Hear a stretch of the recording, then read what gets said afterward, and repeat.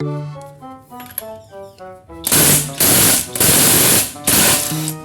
กอยู่ครับแต่นาน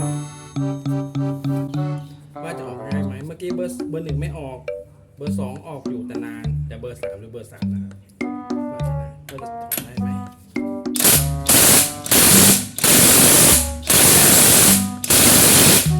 อันนี้ไม่ออกนะครับอุ้ย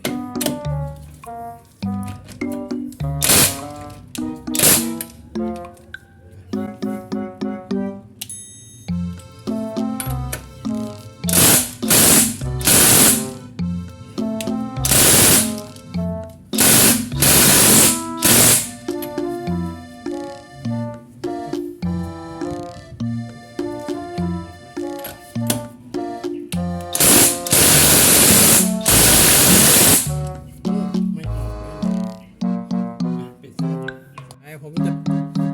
ถอดล้อด้วยเบอร์หนึ่งนะครับอันนี้ภาพเห็นชัดอยู่เนาะเบอร์หนึ่งนะครับ